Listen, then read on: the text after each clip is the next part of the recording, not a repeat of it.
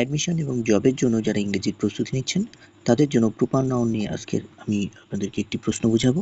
Which of the following is a proper noun?